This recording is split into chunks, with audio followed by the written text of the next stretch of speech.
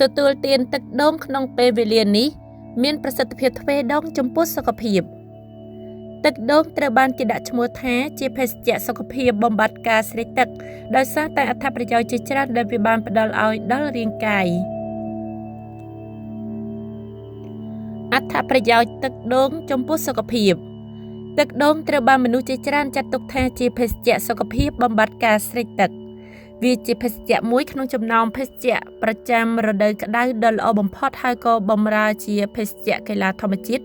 ដ៏មានឥទ្ធិពលសម្រាប់ការបង្កើនថាមពលភ្លាមៗ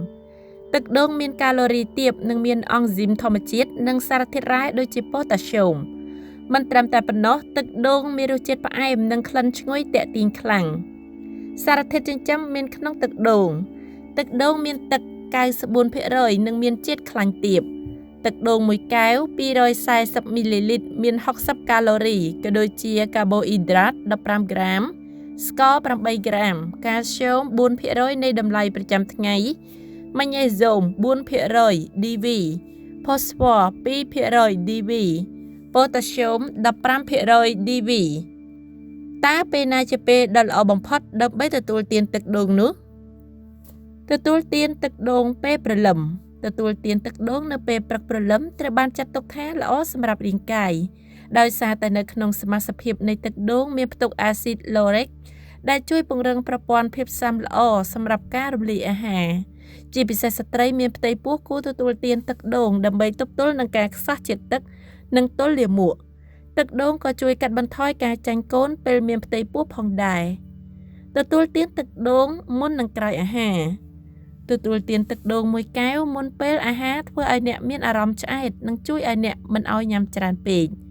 ទឹកដូងមានកាឡូរីតិចដូច្នេះការញ៉ាំទឹកដូងក្រោយអាហារជួយឲ្យការរំលាយអាហារកាន់តែប្រសើរឡើង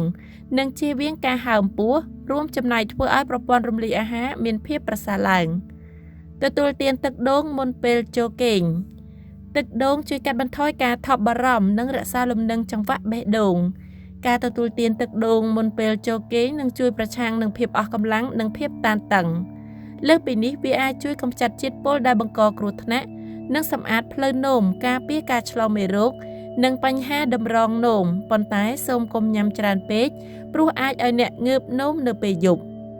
ទទួលទានទឹកដូងមុនឬក្រោយពេលហាត់ប្រាណទឹកដូងជួយបង្កើនថាមពលមុននិងក្រោយពេលហាត់ប្រាណការទទួលទានទឹកដូងនៅពេលនេះនឹងជួយបំពេញជាតិអេឡិចត្រូលីតប្រឆាំងនឹងភាពអស់កម្លាំងបន្ទាប់ពីការហាត់ប្រាណ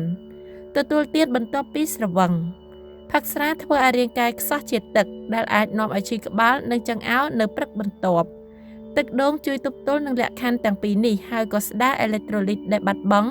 ធ្វើឲ្យអ្នកមានអារម្មណ៍ធូរស្រាលអ្នកដែលមានបញ្ហាខាងក្រោមគួរតែជៀសវាងការទទួលទានទឹកដូងមនុស្សដែលមានកម្រិតប៉ូតាស្យូមខ្ពស់ក្នុងឈាមទឹកដូងមានផ្ទុកប៉ូតាស្យូមខ្ពស់ដូច្នេះអ្នកដែលមានជាតិប៉ូតាស្យូមខ្ពស់ក្នុងឈាមមិនគួរពិសាទឹកដូងឡើយអ្នកដែលមានជំងឺតម្រងនោមទឹកដូងមានផ្ទុកប៉ូតាស្យូមខ្ពស់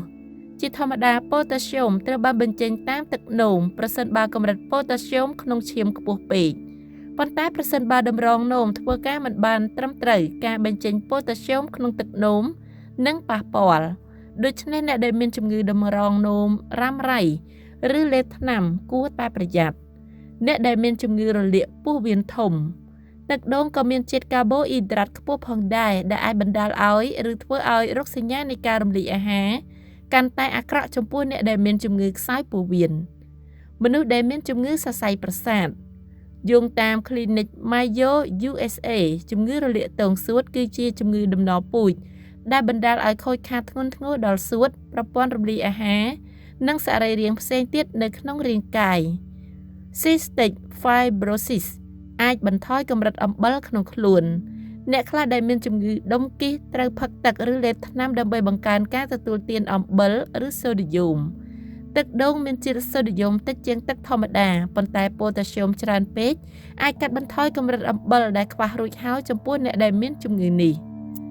សូមអរគុណចំពោះការតាមដានវីដេអូនេះតាំងពីដើមរហូតដល់ចប់ជួបគ្នានៅវីដេអូក្រោយៗទៀត